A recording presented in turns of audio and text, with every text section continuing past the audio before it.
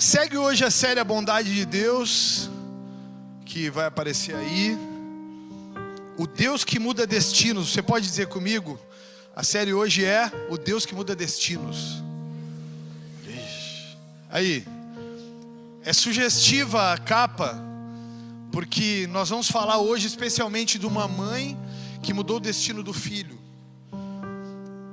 Mas durante essa série de pregações à bondade de Deus, eu tenho sido mexido por Deus por causa das transformações que Ele faz, por causa das mudanças que Ele traz nas nossas vidas.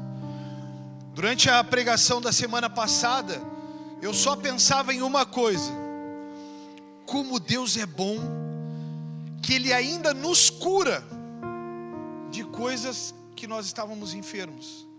E de repente você pode pensar aí que cura é algo só relativo a dor. Mas hoje a minha maior dor, a maior cura que aconteceu na minha vida, melhor dizendo, não foi por causa de uma dor física. Mas embora eu tenha passado 18 meses sem conseguir andar, 18 meses por causa do tendão de Aquiles, com a ruptura do tendão e as 4 cirurgias, eu passei 18 meses sem colocar o pé no chão, e uma dor insuportável, porque eu ainda, tem que dar graças a Deus por tudo, né? Eu ainda, graças a Deus, fui usuário de drogas, e as grandes drogas para dor, elas não fazem efeito em mim. Então ele me dava codeína, ele me dava as drogas mais pesadas para dor, e em mim não fazia efeito porque eu estava acostumado a usar drogas pesadas. E uma das drogas que eu mais usei foi os antidepressivos com uísque. Então eu tomava 6, 7, 8 comprimidos de antidepressivo de tarja preta com uísque a cada noite que eu saía. Então passava a noite inteira chapadaço.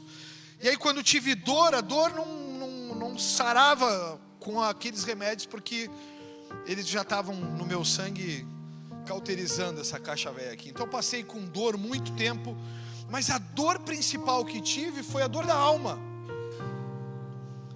A dor principal foi a dor de não entender coisas, de não entender processos, de não entender momentos. De repente você está no momento da sua vida que você não entende, e a ira, a raiva, são sentimentos que podem estar acontecendo aí. E aí o Glauber, a semana passada, falava sobre o Deus que cura. E o pior, ou o melhor de tudo isso, um Deus que cura sem merecermos. Quem viu o testemunho do André essa semana no Instagram? Levanta a mão, ninguém vai roubar teu celular, fica tranquilo. Quem não viu, levanta a mão. Quem não viu o Instagram da igreja e não viu o testemunho do André, vocês estão vivendo onde, irmãos? Nessa longínqua terra não tem Instagram? Cara, eu comecei a ouvir aquele testemunho. Eu já conhecia toda a história, porque a gente tinha tomado um café, eu já conhecia toda a história. Mas eu comecei a ouvir aquele testemunho, eu fui tão impactado de novo, eu comecei a chorar, eu comecei a... Porque, meu irmão, não pagou nada. É a história do Ben-Hur. O Ben-Hur, eu até acho que deveria pagar aquele acumulado que ele ficou dando 171 lá e não deu o dízimo, então ele deveria dar. Mas é tão genial, porque Deus, ele vai fazendo as coisas na vida da gente, e a gente não é merecedor. E é a tal da graça que nós vimos na primeira parte da série de pregações sobre a bondade de Deus. Não é porque você merece, não é porque você é bom, é por causa dessa graça redentora e restauradora de Jesus. E agora nós vamos para a terceira parte, porque a última parte vai ser com a pastora semana que vem.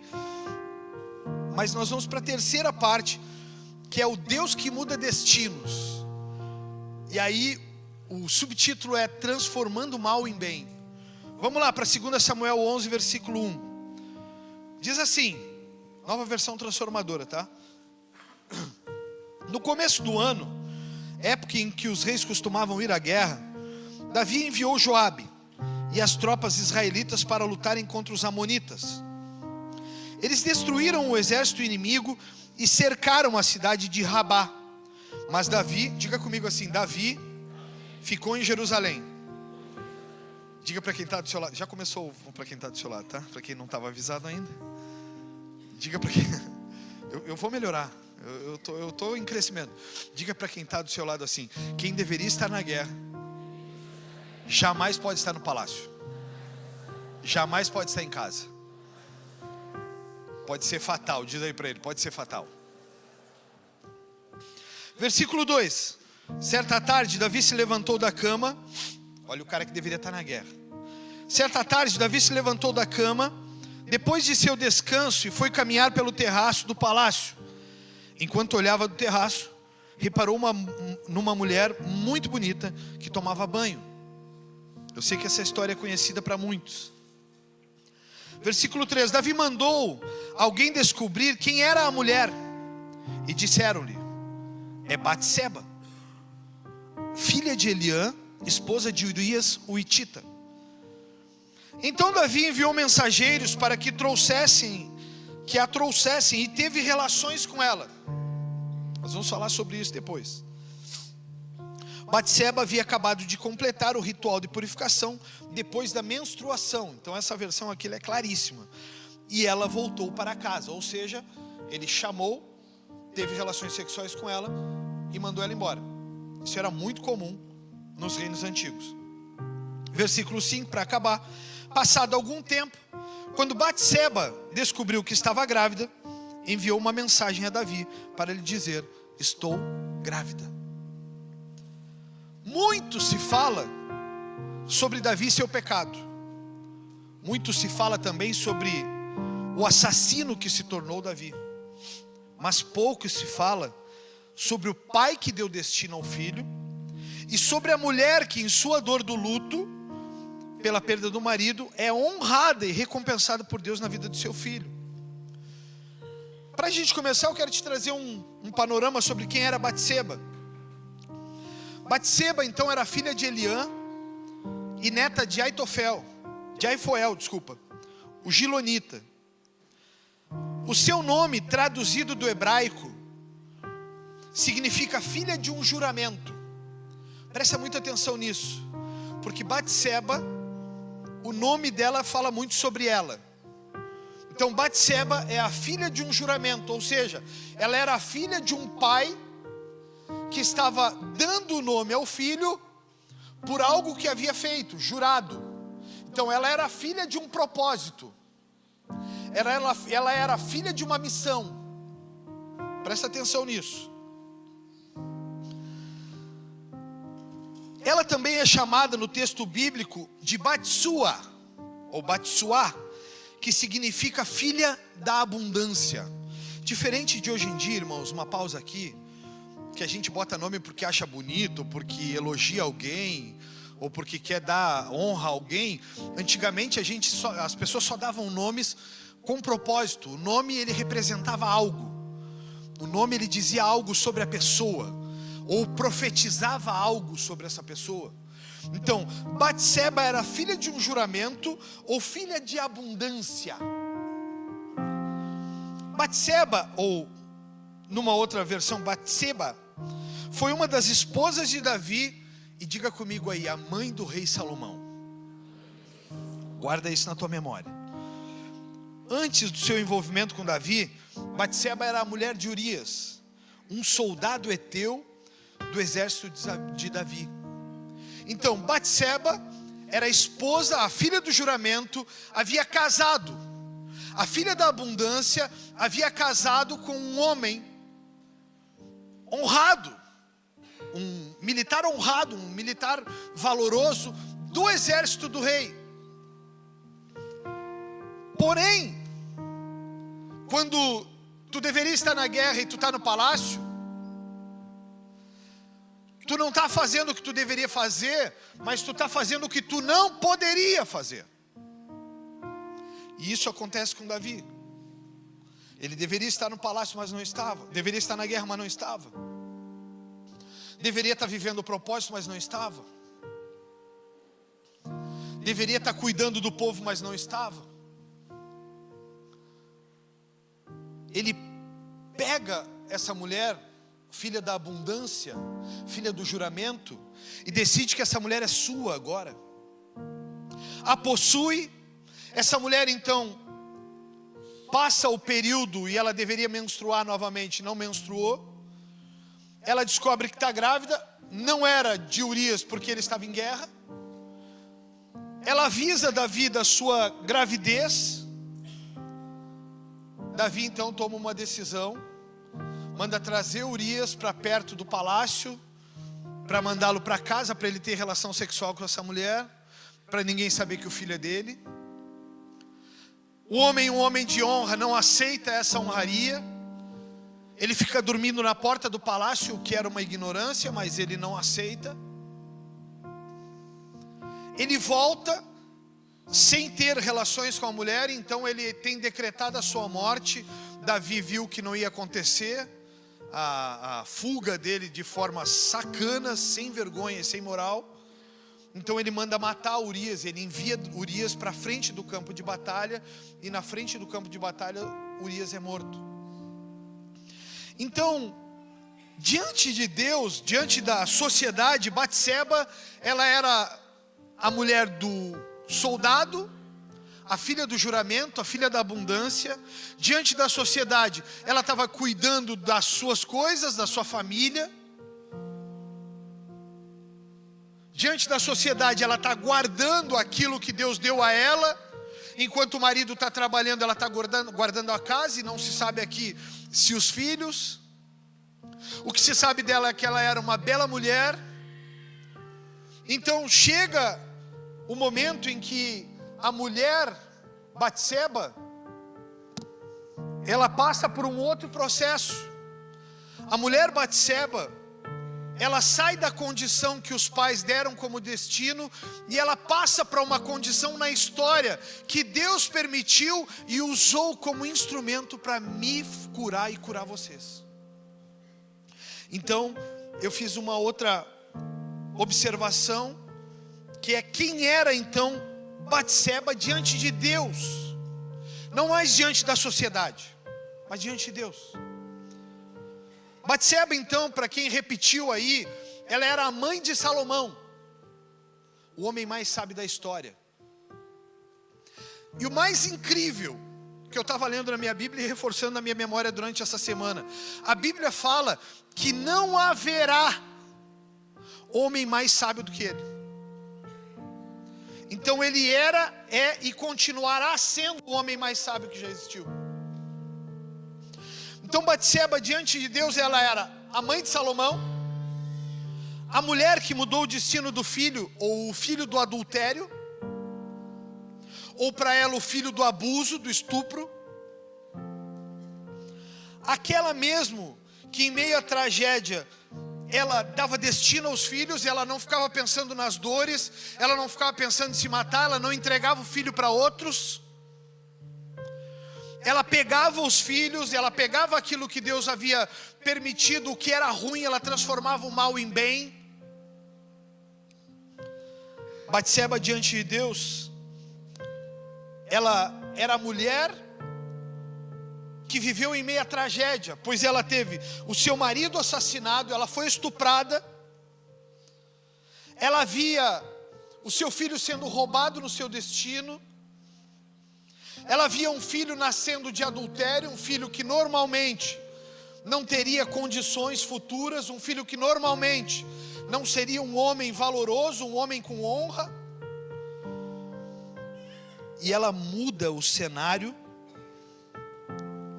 da família por causa do seu posicionamento, e ela torna isso um legado. A coroação de Salomão como rei aconteceu em um momento em que havia uma conspiração para que o seu irmão Adonias assumisse o trono de Israel. Então Adonias, o irmão de Salomão, o mais velho, ou seja, naturalmente, sucessivamente no reino, por ser mais velho, o rei mais provável, ele começou a articular, Adonias, ele começou a articular para fazer com que as pessoas já o colocassem no trono, mesmo antes de Davi o colocar. Vocês estão entendendo até aqui ou não? Então, a coroação de Salomão, ela acontece nesse cenário. Adonias está tentando pegar o reino à força, ele está fazendo um monte de coisas para que isso aconteça, mas, diga comigo assim, então aparece Batseba. Não, precisa ser domingo de manhã. Vocês vão comer como uns reis agora. Diga aqui assim comigo. Então aparece Batseba e muda o destino do filho.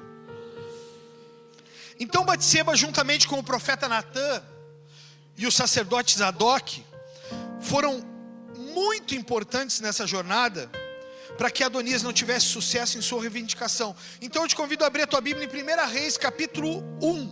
1 Reis 1. Abra sua Bíblia e você vai perceber a alteração no processo. E aí eu sei, por que eu estou falando disso numa série A Bondade de Deus? Porque eu sei que muitas pessoas aqui não foram programadas para nascer, não tiveram o seu pai ou a sua mãe, não foram amadas, foram rejeitadas, ou viveram com pai e mãe, mas o pai e mãe não trataram como filho, ou de repente você tem um filho e você não o trata como filho. Vocês estão aqui ainda? 1 Reis 1, versículo 13, Vini, diz assim: vá depressa ao rei Davi e diga-lhe: meu senhor, o rei não jurou a mim que meu filho Salomão certamente seria o próximo rei e se assentaria em seu trono? Então por que Adonias se proclamou o rei? Volta para mim aqui. Ficaria gigantesco se eu botasse todos os textos e não conseguiria encaixotar isso aqui em 50 minutos. Mas quando Batseba está com Davi, Davi faz uma promessa a Batseba: o nosso filho Salomão, ele diz o seu filho, mas eu coloco o nosso porque ele era dele sim, vai ser o próximo rei de Israel quando eu morrer. Só que sucessoriamente o rei não era Salomão. Sucessoriamente o rei realmente deveria ser Adonias. Então Adonias, muito de forma astuta, ele começa a gerar as formas das pessoas começarem a olhar. Então ele começa a andar por Israel e começa a dizer para Israel: eu sou o próximo rei, eu sou a sucessão do meu pai. E ninguém contrariaria isso. Por quê? Porque sucessoriamente realmente ele poderia ser. É o irmão mais velho assumindo o posto. Só que existe uma palavra do rei, existe um decreto do rei. O rei disse que seria Salomão, o rei não disse que seria Davi, que seria Adonias. Então o rei ouve essa colocação e sabe que ele fez essa promessa, mas está tudo acontecendo por trás do rei. O rei está velho, o rei já não tem mais condições, o rei já está se entregando. O rei vê que há um movimento, mas não sabe o que está acontecendo. Os caras jamais iam chegar no palácio e dizer para ele: meu rei, eu posso entrar na sua presença? Porque eles se entravam e se encurvavam. Meu rei, eu posso entrar na sua presença? Que eu queria dizer que o seu filho está tentando roubar o reino. Não, para aí, essa é uma história de Salomão, Batseba e Davi. Essa não é uma história do reino. O reino não tem acesso a essas coisas. É a típica história que tu ouve, que tu fala na tua casa.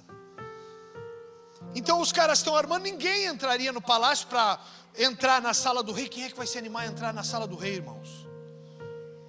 E o rei era muito mais importante que um presidente hoje em dia. Muito mais importante. Agora te imagina tu entrando na sala do Donald Trump e dizendo: o Lucas ali levantou hoje voraz, astuto, corajoso. Pegou a palavra de Samuel, de Josué, e disse: sou forte e corajoso. Aí levantou e disse: Salom, eu vou lá na sala do presidente.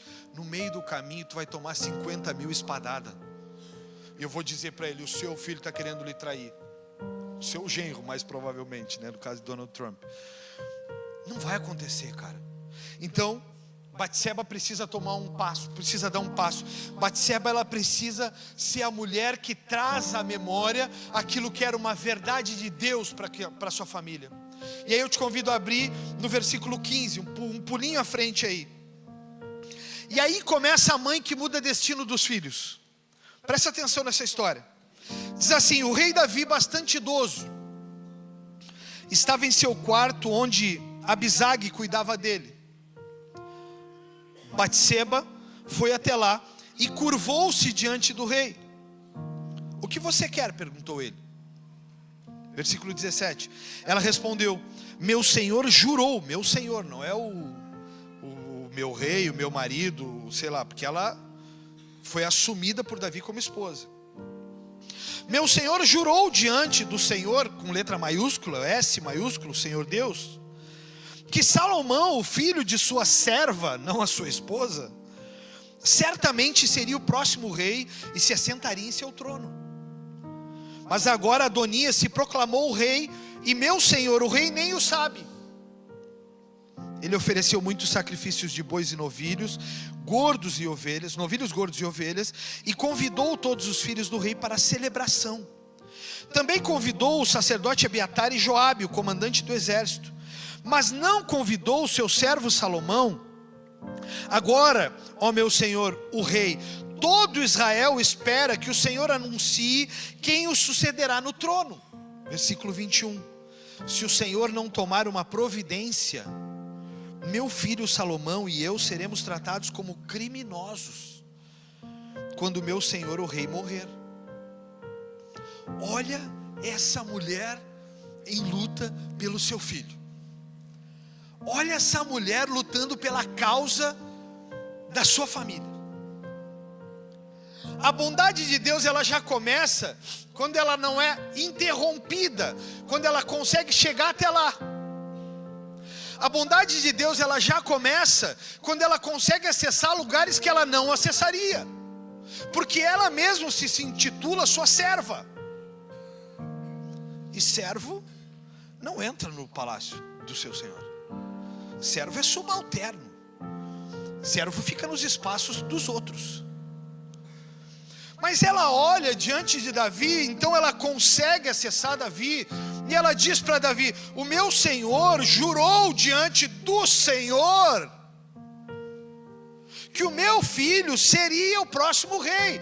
O meu senhor tem uma palavra, o meu senhor não pode quebrar essa palavra. Mas sabe qual é o problema dessa palavra? É que se Davi tivesse mudado de ideia, Davi mandaria matar ela como matou o marido.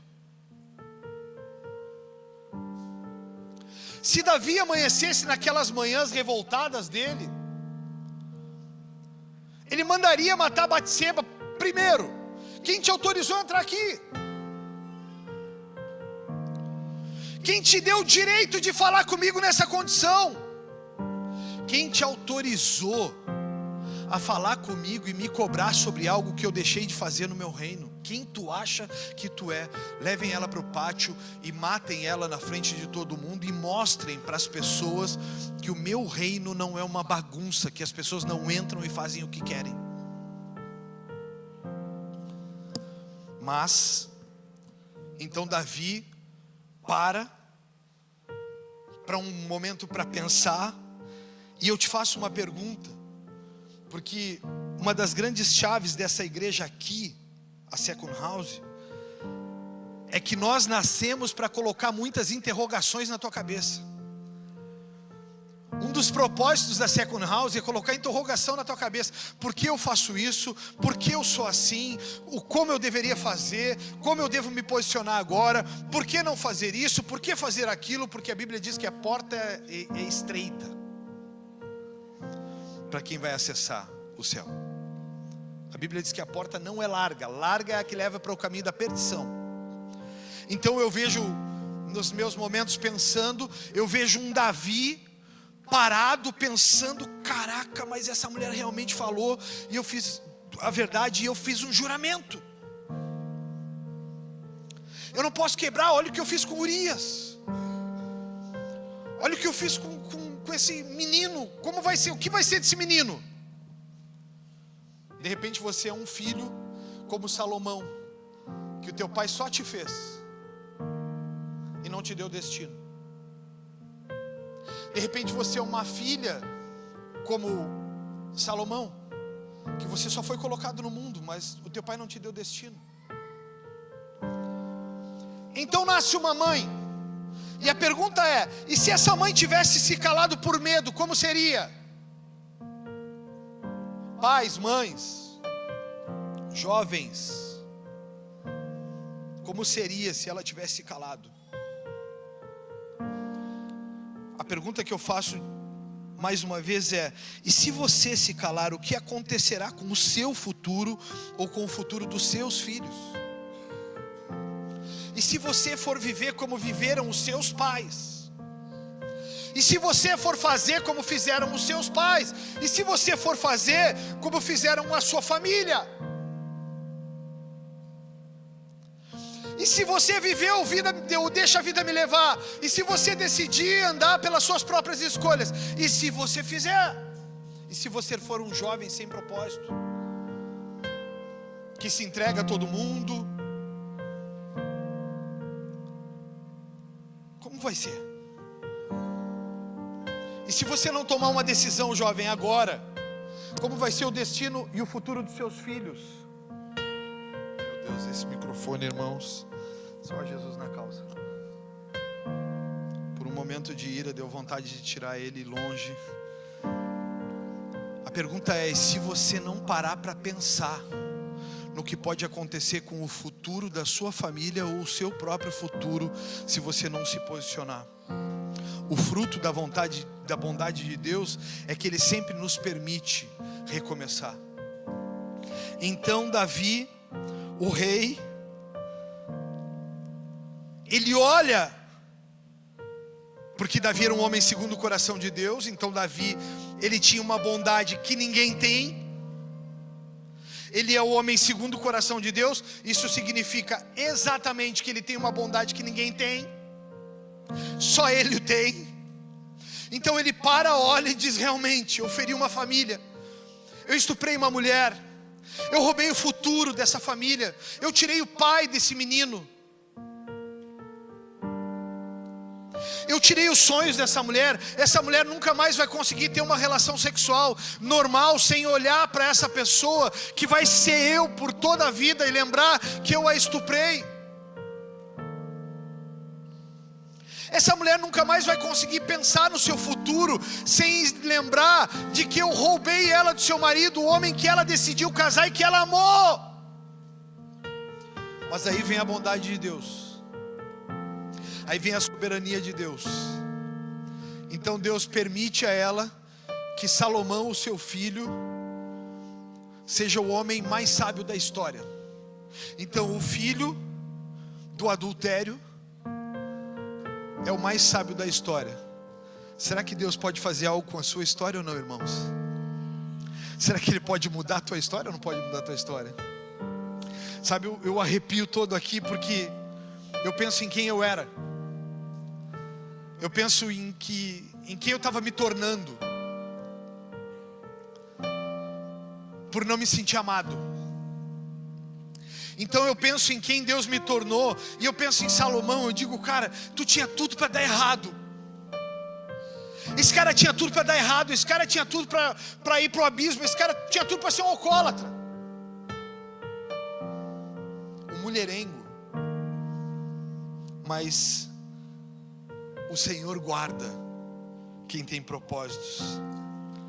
A pergunta em sequência é: vocês percebem a bondade de Deus com Batseba? Percebem? E se Deus não fizesse aquilo, como seria? Versículo 28. A gente começa a olhar que o que poderia ser uma maldição vai ser transformado em uma bênção que não se apagará jamais. Vê comigo. O rei Davi respondeu.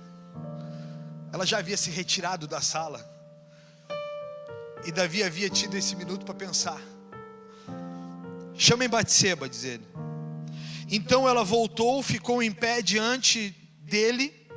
O rei repetiu o seu juramento: tão certo como vive o Senhor, que me livrou de todos os perigos, seu filho Salomão, perceba, seu filho Salomão será o próximo rei e se sentará em meu trono hoje mesmo, como jurei a você diante do Senhor, o Deus de Israel. Versículo 31. Então Batseba se curvou diante do rei com o rosto no chão e exclamou: que o rei Davi, meu senhor, viva para sempre. O que é isso? Que a sua memória, a memória do seu nome jamais seja apagada. Isso é uma palavra profética. 32. O rei Davi ordenou: chamem o sacerdote Zadok, o profeta Natã e Benaia, filho de Joiada. Quando eles chegarem à presença do rei, ele lhes disse, à presença do rei, ele lhes disse: levem Salomão e meus conselheiros à fonte de Giom. Salomão deve ir montado em uma mula, em minha mula. Ali o sacerdote Zadok e o profeta Natã o ungirão rei sobre Israel. Toquem a trombeta, o shofar, que muitos condenam na igreja. Toquem a trombeta e gritem: viva o rei Salomão. Em seguida, acompanhem Salomão de volta para cá, e ele se sentará em meu trono, será meu sucessor, pois eu decretei que ele reinará sobre Israel e sobre Judá. A mãe de destinos mudou a história do filho. A mãe de destinos não se calou e ficou chorando em casa. A mãe de destinos não se consolou, não se conformou. Mas nós precisamos sempre trazer para a igreja de hoje. Por que há tanta depressão? Por que há tanta ansiedade? Por que há tanta dor? Por que há tanta angústia? Porque nós começamos a olhar para dentro de nós e não olhamos para o futuro. Nós começamos a celebrar as derrotas e abandonamos as possíveis grandes vitórias. Nós começamos a olhar para as nossas dores, nós começamos a olhar para as nossas aflições e deixamos de pensar que um Deus com propósitos usa as coisas para o seu propósito. O que acontecerá se você se calar e não mudar o seu destino e o destino dos seus filhos? O que acontecerá? E se por acaso hoje tu ficar lamentando pelos cantos, pelo que aconteceu, pelo que viveu, pelo que ainda não aconteceu e tu já queria que tivesse acontecendo, o que vai acontecer? Depressão, ansiedade, fracasso na alma, insegurança. Essa semana eu tive tomando café com um irmão muito precioso. E esse irmão, ele tem uma profissão que, louvado seja Deus, o paga bem, relativamente bem, ou muito bem, sei lá, não sei quanto é que ele ganha. Mas eu disse para ele: deixa eu tomar um café contigo, que eu quero te mostrar algumas coisas. E de repente, eu não sei, porque a gente não conversou sobre, o pensamento dele é: esse cara vai falar comigo sobre dízimo, como dizia o Ben-Hur. Esse cara vai falar, vai me ensinar como funciona. E eu sentei com ele e disse para ele 3 coisas. Se tu gastar mais do que tu ganha, tu vai ser um fracasso. Segunda coisa, se tu não ensinar a tua família e os teus filhos a viverem com menos do que tu ganha, quando chegar ao final da tua carreira, tu não vai ter arrecadado nada. E tu vai ter que recomeçar do zero, e tu vai dar a eles muito tardiamente uma notícia que eles deveriam ter tido lá atrás, de que agora eles vão ter que viver com menos. Se agora tu for sábio e separar uma parte da tua renda para fazer uma reserva de segurança, lá no futuro, quando tudo tiver acabado na carreira, tu terá uma reserva que ninguém tem. Depois eu disse outra coisa para ele: a idade passa muito rápido. Se tu não estudar, tu vai chegar no final como todo mundo e vai reclamar como todo mundo faz. Então estuda, faz uma faculdade, faz o curso de inglês. Daniel está aqui com a gente. Essa semana eu rebentei no curso de inglês, Daniel. Pelo menos aos meus olhos. Eu rebentei no curso de inglês. Irmãos, eu entendi praticamente tudo. Eu não sabia falar e eu fazia em libras. E a pastora me olhava e ficava aflita e fazia com a cabeça. E eu dizia para ela: relax, Deus está no controle.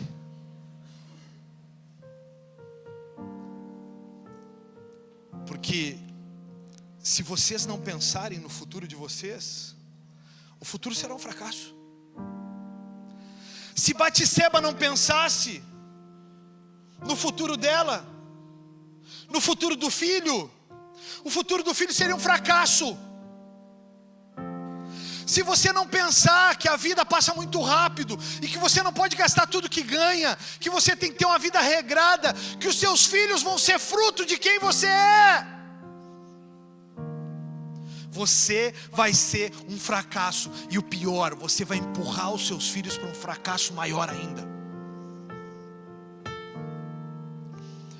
Minha filha começou a trabalhar há um tempo atrás aí. Eu sentei com ela e disse para ela a primeira coisa: senta comigo aqui que eu quero te ensinar algo. Primeira coisa que tu deve fazer: separa teu dízimo.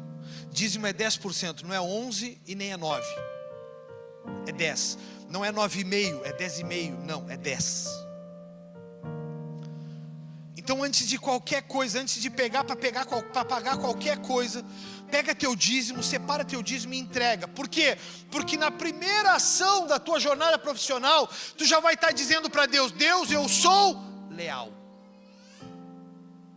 Abre as janelas dos céus prometidas para mim.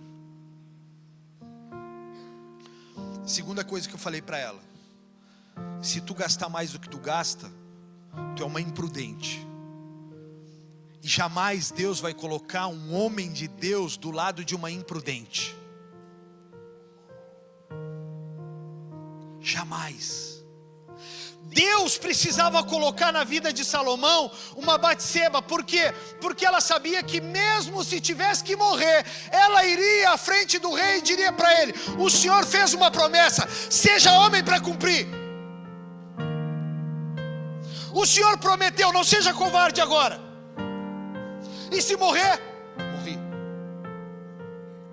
Mas sabe o que acontece conosco? Chora pelos cantos, começa a incomodar, começa a reclamar de tudo e de todos. E o pior dessa geração é que começa a colocar a culpa nos outros. Fulano fez, fulano falou, fulano não foi, fulano isso, fulano aquilo outro. Que fulano? Tu é o responsável pelo teu destino. Tu é o responsável. E todas as coisas que vivemos, elas são consequências dos nossos atos. Ah, mas pastor, tem pessoas que interferem no nosso futuro. Então não deixa sentar perto de ti. Se interferem, não deixa pensar e não deixa sentar perto de ti, porque o mau conselheiro, ele distorce todas as coisas. A Bíblia diz que na multidão de conselheiros há sabedoria, no bom conselheiro. Batseba, então ela vem e ela começa a mudar a história de Israel. Israel começa a ter a sua história transformada. Presta atenção. Israel vai viver um panorama de um rei que não era o escolhido de Deus. Israel começa a viver a história de um rei que escolheu o próprio futuro.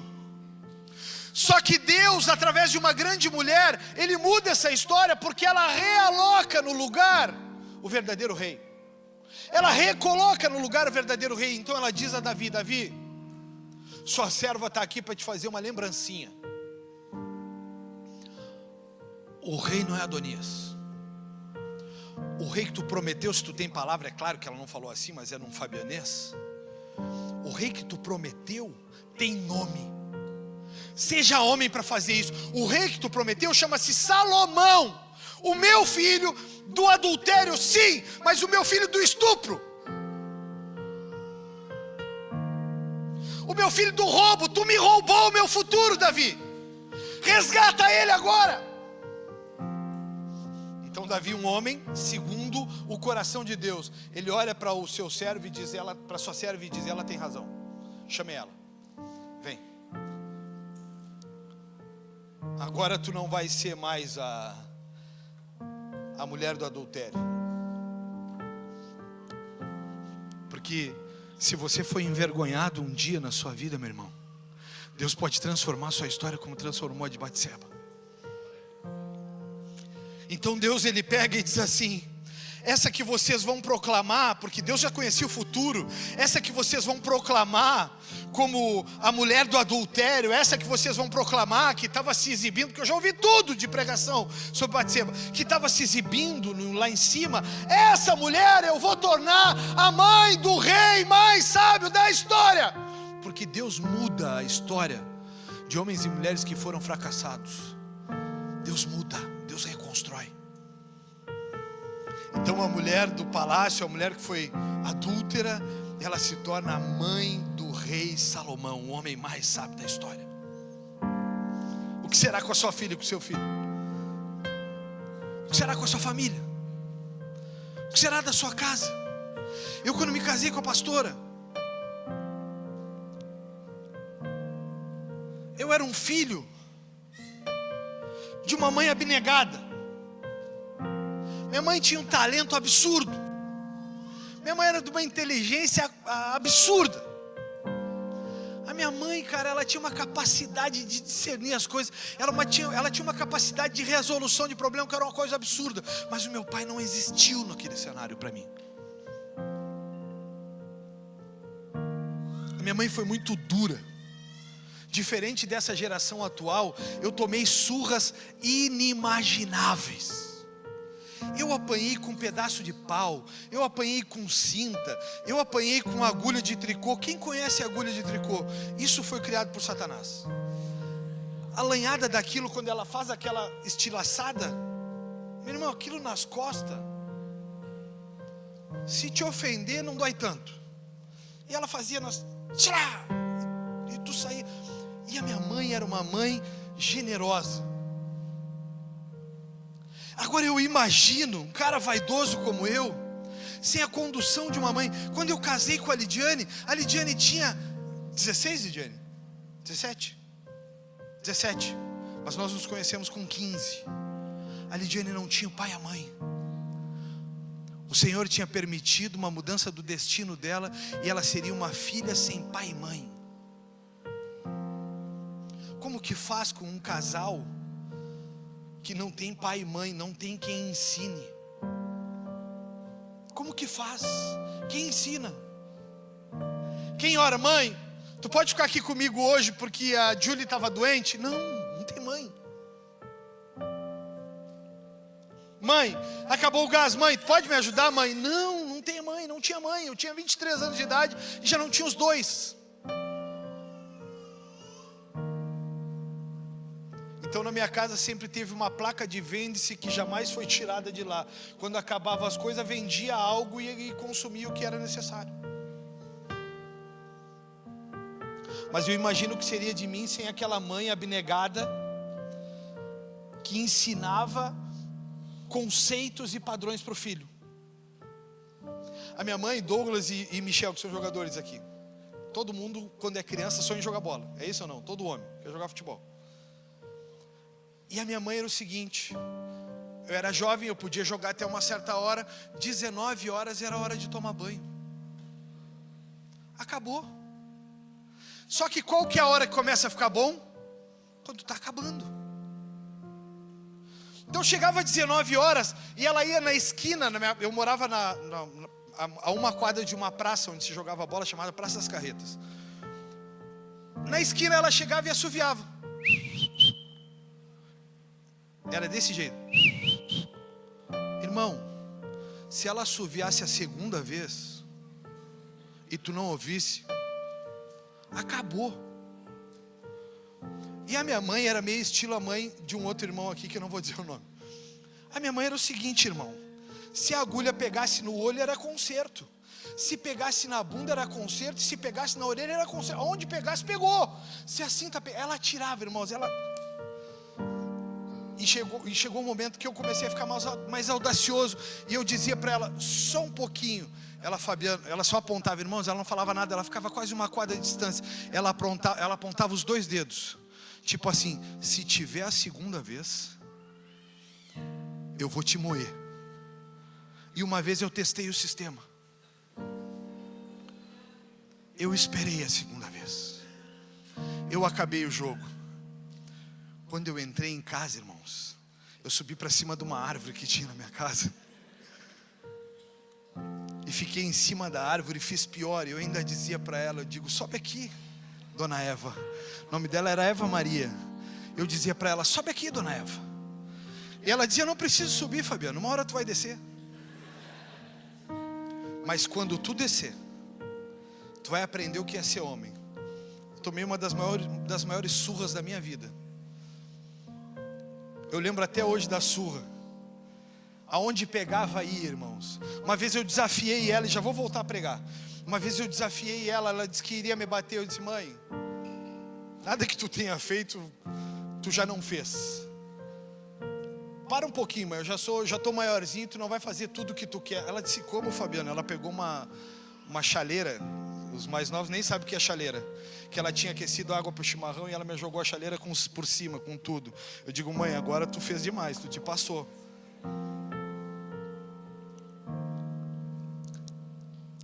Batseba, ela era essas mães. Ela prepara Salomão. Ela disse, meu camarada, eu chego a imaginar essa mulher, cara. Ela prepara esse cara e ela começa a dizer, camarada, eles vão dizer que tu é filho do adultério. Eles vão dizer que tu não tem direito. Eles vão dizer que tu não é capaz. Eles vão dizer que era para ser Adonias. Eles vão dizer que Davi já estava batendo cabeça. Eles vão dizer que Davi só te colocou como rei porque ele tinha culpa. Eles vão dizer que tu não é o cara preparado, que tu só está ali porque ela insistiu. Mas deixa eu te dizer um negócio. Tu é o rei do propósito. Tu não é o rei escolhido pelos homens. Tu é o rei do propósito. E eu vou te colocar lá. Então Davi, eu já estou acabando aqui. Então Davi, ele decide mudar o destino daquele cara. Davi, ele olha para a história daquela mulher, e eu tenho certeza que naquele instante em que ele ficou só, sem Batseba, ele deve ter pensado em muita coisa. Meu Deus do céu, esse microfone, gente, sério. Pica, tomara que saia tudo errado aí. Pobrezinho, ele está fazendo para me ajudar. Então Davi, ele olha para ela, eu imagino naquele momento de parada, sabe? Quando tu para pensar no que tu fez. E aí naquele momento de parada, ele parou, olhou e disse, eu prometi. Presta atenção aqui. Olha aqui, ó, já tem gente batendo biela aí, conversando com o celular, ó. Presta atenção aqui, tu está numa igreja, tu não está na praça. Vamos lá. Aí eu paro e penso nesse cara, e esse cara pensando, cara, eu arrebentei com a vida desse cara. Eu arrebentei com a vida dessa mulher. Eu arrebentei com a família deles, cara. Como que eu vou deixar isso acontecer? Eu vou mudar a história desse menino. 1 Reis 2, versículo 1, abre aí. 1 Reis 2, versículo 1. Pula um capítulo só. 1 Reis 2, versículo 1. Quando se aproximava o momento da sua morte, Davi deu as seguintes instruções ao rei Salomão. Olha isso, gente, que coisa genial. Vou para onde todos irão na terra algum dia. Seja corajoso e seja homem. Você pode repetir isso comigo? Seja corajoso e seja homem. Olha isso. E eu vou dissecar isso aqui para vocês depois. Obedeça às ordens do Senhor, com S maiúsculo, Deus, o seu Deus, e siga os caminhos dele. Guarde os decretos, vírgula, mandamentos, vírgula, estatutos e preceitos escritos na lei de Moisés. Não tinha a lei de Jesus ainda, a graça. Para que seja bem sucedido em tudo que fizer, ou por onde quer que for. Para por um instante aí. Salomão, vou morrer. Mas deixa eu te falar um negócio. Tu precisa ser corajoso, cara. Tu está sucedendo o maior rei da história de Israel. O maior vencedor de guerras que já nasceu. E sobre ti, cara, tá a capa desse rei. Então tu vai precisar ser muito corajoso, e tu vai precisar ir, mesmo que tu tenha medo para ir. E deixa eu te dizer um negócio, Davi, só para homens agora aqui. As mulheres, não é com você essa conversa, mas o chicote vai estar lá em vocês em breve. Davi, deixa eu te dizer um negócio, cara. Seja homem. Para de conversinha no Fabianês, tá? Comentário bíblico, Fabiano Scarduelli. Para de frescura, cara. Não fique inventando história. Foi tu que criou essa família. Protege ela. Não deixa faltar nada. Para de lamentação, para de conversa fiada. Não acha que a tua esposa casou contigo para viver cercada de medo. Seja homem e dê segurança a essa casa. Mais uma parte do seja homem. Davi, ou Salomão, instrua seus filhos. Não quebra a lei. Ande debaixo da lei e dos preceitos do Senhor. Não te desvia dela, porque vai dar certo. Tu vai ser o mais sábio de todos. Versículo 4. Desse modo, o Senhor manterá a promessa que me fez. Se seus descendentes viverem como devem e me seguirem fielmente de todo o coração e de toda a alma, sempre haverá um deles no trono de Israel. Ou seja, legado geracional. Se tu te manter fiel a mim, todos os reis de Israel sucederão de ti. Vamos trazer para os dias atuais? Deus dá um destino aos homens. Aí os homens começam a andar como querem. Fazem o que dá na cabeça, não andam debaixo dos preceitos e da lei do Senhor. Não são fortes, corajosos. Eles começam a ir pelos seus próprios interesses. Aí as coisas começam a dar errado. Aí as coisas começam a andar por caminhos tortuosos. A consequência sabe onde está? No filho que começa a drogadição cedo, no filho que começa a beber cedo, no filho que não aprende a seguir a Jesus como Senhor e Salvador, no filho que só pensa em dinheiro, no filho que faz qualquer coisa para conquistar. Aí o que acontece? O trono é assumido por outros, porque ele não teve capacidade de manter as gerações dele ali na frente. Sabe o que Deus está nos dizendo, homens? Se vocês forem homens verdadeiros, se vocês pararem de mimimi, se vocês assumirem a responsabilidade, se vocês botarem as coisas no seu devido lugar, vocês terão sucessão sempre. Eu sou pastor de ovelha. Eu acho que como eu só ouve tantas histórias assim os psicólogos. Mas eu sou pastor de casa em casa. Eu sou diferente, eu não sou pastor de palácio. Eu sou pastor de comer o feijão com arroz na casa A. Eu sou o pastor de comer o filé. O filé não tem comido, mas ó, tá na hora de alguém me convidar com filé. Mas eu sou o pastor de comer uma picanha na casa do fulano. Eu sou esse pastor. Eu tenho visto muitas pessoas, muitos homens, que ficam olhando para a mulher e dizendo assim: ei, amor, o que eu faço? Amor, responde, amor, responde tu agora. Tu, amor, tu. Amor, responde aí, amor. O pastor perguntou, amor, responde, amor. O que tu acha? E eu fico na cadeira sentado assim. Sabe quando tu fica inquieto? Tipo assim, covarde. Não posso falar a palavra que veio na minha boca. Frouxo. Olha para essa mulher infeliz. No meu pensamento, irai-vos, mas não pequeis, né? Olha para essa mulher infeliz e diz para ela: espera um segundo que essa casa tem homem. Eu vou decidir. Agora, mulheres, e se ele errar, bota a viola no saco e diz para ele: amor, senta aqui comigo, deixa eu te falar um negócio. Lembra aquele dia? Que decisão, hein? Tu foi audacioso. Aí lá atrás tu tá pensando: burro. Gostei da decisão. Amor, tu foi audacioso, mas deixa eu te falar, deu errado.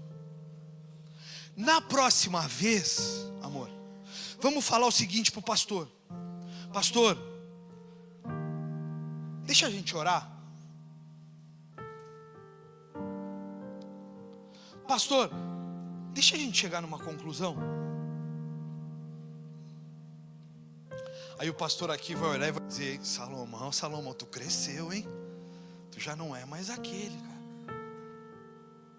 Aí a mulher olha para ele e diz assim: amor, lembra daquele dia? Ele disse: lembro. O que tu acha que a gente deve fazer? Amor, lembra do pastor, seja homem. O que tu acha que a gente deve fazer? Eu acho que a gente deve fazer tal coisa. Amor, e se a gente olhar dessa forma? Porque sabe o que está acontecendo? Mulheres estão castrando homens, tirando deles a autoridade. Mas o meu marido não faz, tu castrou. Toda vez que ele faz, tu diz que está errado. Toda vez que ele faz, tu diz que não é assim que deve fazer. Tu castrou ele. Mulheres estão castrando homens. Eu ouvi uma frase do John Eldredge. O John Eldredge diz o seguinte: não precisa se preocupar com o aborto. Se preocupem com mulheres que castram homens. Os homens já não querem mais ter filhos. Mulheres, deixa eu te falar um negócio. Mulheres que têm filhos homens, passa para ele o controle. Toda vez que ele vier dizer: mãe, fala com o teu pai. Fala com o teu pai. Mas mãe, o pai não. Fala com o teu pai, não castra ele. Mas mãe, aconteceu tal coisa, o pai. Fala com o teu pai. Sabe o que Davi está fazendo com Salomão? Davi está dizendo para ele: o negócio é o seguinte, tu vai precisar ser homem, cara.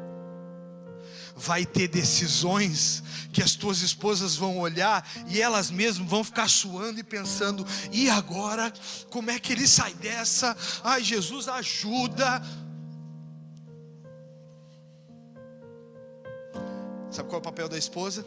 Intercedendo: Senhor, não deixe esse homem tomar uma decisão errada. Senhor, não permite que esse homem saia por caminho dos teus caminhos. Senhor, ajuda esse homem a discernir. Senhor, que ele veja sobre essa ótica. Senhor, que ele veja sobre essa ótica.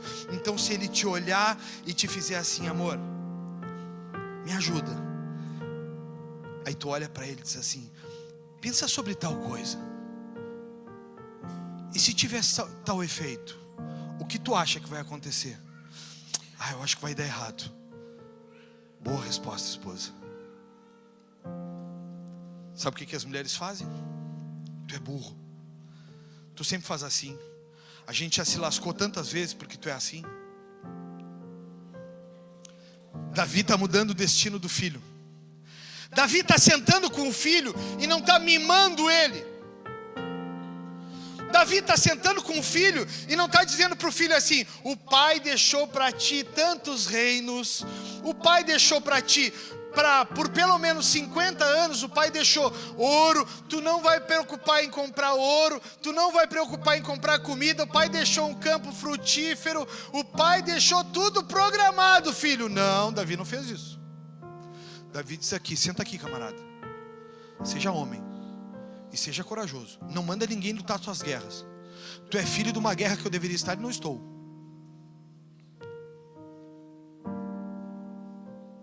Agora cabe a você a decisão da sua família e do seu futuro. Eu já me coloquei em tantas condições. Eu já estive em lugares que eu não tinha como pagar as coisas. E eu olhava para mim mesmo e dizia: agora, cara, Como que eu saio dessa? E lá em casa, as coisas são 100% transparentes. Tudo que nós devemos, ela sabe. Elas, as duas. Eu faço reunião familiar. Tudo que nós precisamos, elas sabem. Se atrasou, elas sabem.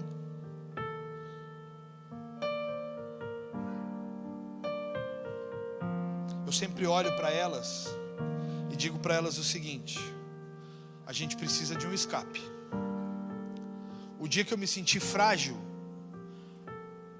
o dia que eu me senti enfermo na alma, eu tomei uma decisão. Eu vou fazer um jejum. Eu vou tirar uma refeição por dia porque eu sou fraco. Eu ainda sou vulnerável à droga. E de repente a tua droga não é cocaína como era para mim. De repente a tua droga é prostituição, é roubo, é jogos de azar, é vício. Aquele dia eu olhei para o Senhor e disse para o Senhor: Senhor, eu sou fraco, eu preciso jejuar. E aí de repente vocês vão pensar nos 4 jejuns bíblicos: 3 dias, 7 dias, 21 dias, 40 dias. Não, eu fiz 7 anos. Tal era o nível da minha fraqueza. E tem homens querendo resolver as coisas em 40 dias. Eu passei 7 anos lutando contra a minha dor. 7 anos lutando contra a minha fragilidade. Não é porque eu era forte, é porque eu era fraco. Por 7 anos eu abdiquei de uma refeição, dizendo para mim mesmo: tu ainda é fraco para comer essa refeição. Se tu fosse forte, tu poderia comer. Mas tu é fraco, Fabiano, então luta contra ela. Não come. Natal, Ano Novo, aniversário, casamento. Agora a igreja está fazendo 21 dias de jejum. Tem gente que diz isso no 2º dia. No 4º já não lembra que estava jejuando doces ou refrigerante. Quem tu é? Mas uma coisa eu te digo: com essa postura, tu jamais serás Salomão. Jamais. Jamais será Davi. Com essa postura, jamais serão Esther. Jamais serão Batseba. Jamais. Pastor, eu estou numa luta. Eu preciso fazer o quê, pastor? Jejua. A Bíblia diz que tem guerras que só se vence com jejum e oração. Quantos dias, pastor? Até vencer. Se levar 5 anos, 5 anos. Se levar 7, 7 anos. Mas é claro que é muito mais ser uma igreja próspera, que só fala sobre dinheiro. Vai dar tudo certo. Deus já tem o controle. Davi orienta, voltando para lá, Davi orienta Salomão de uma forma diferente. Davi olha para Salomão e ele vê no Salomão um potencial. Eu olho para vocês e eu vejo em vocês um potencial. Eu não vejo homens e mulheres fracassados. Eu vejo homens e mulheres fortes, cheios de virtudes.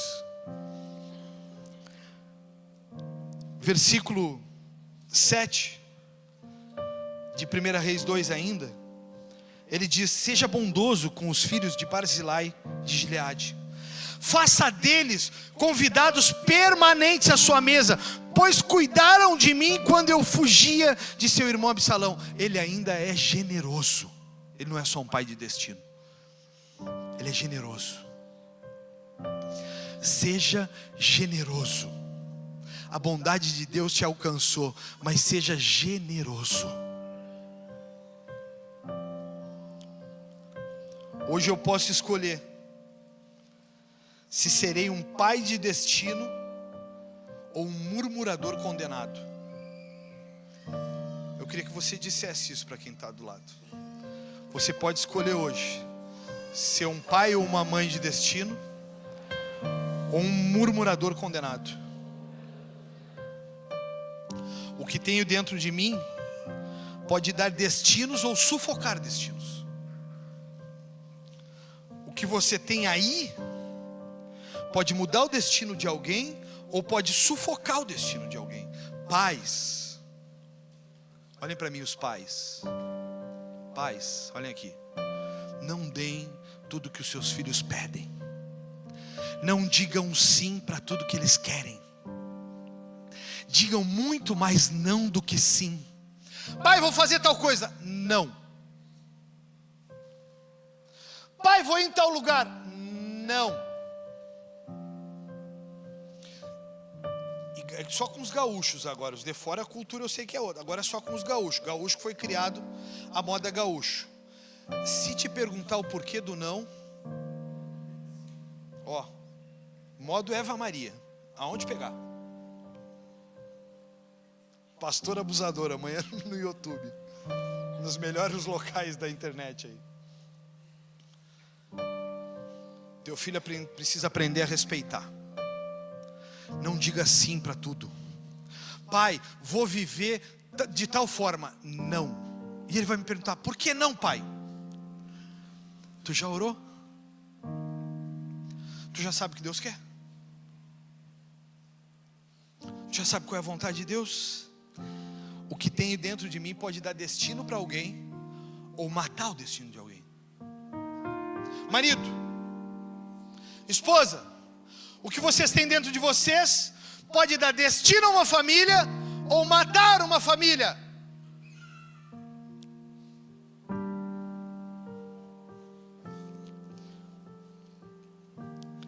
Quem sou eu diante de Deus e o que posso gerar? Eu afirmo a vocês, eu sou um pai de destino. Essa é a pessoa que Deus espera que venha à luz nos próximos dias por causa da sua bondade. Ele não te condenou por causa dos teus pecados. Ele te abençoou. Ele te deu vida. Ele te deixou começar de novo. Ele te deixou ir de novo. Ele te deu uma família. Ele te deu um destino. Mas há aqueles que vão ficar sentados no muro da lamentação, lamentando e condenando o futuro da família.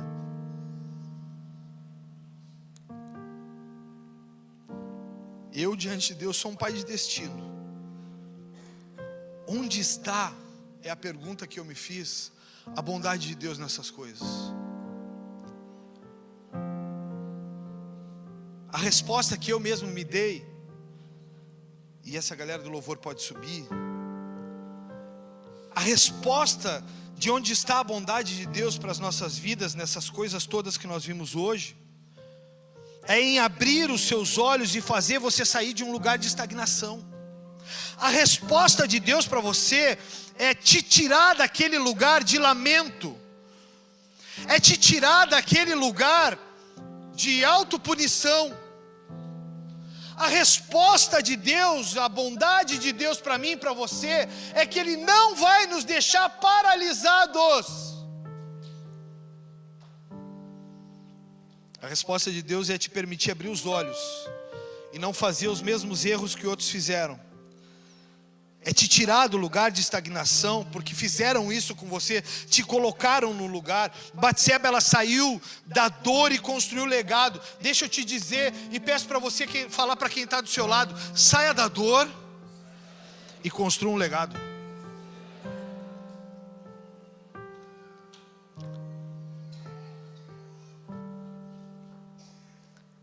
E eu quero te dizer mais uma vez, agora você vai dizer para si mesmo, só repetindo em voz alta.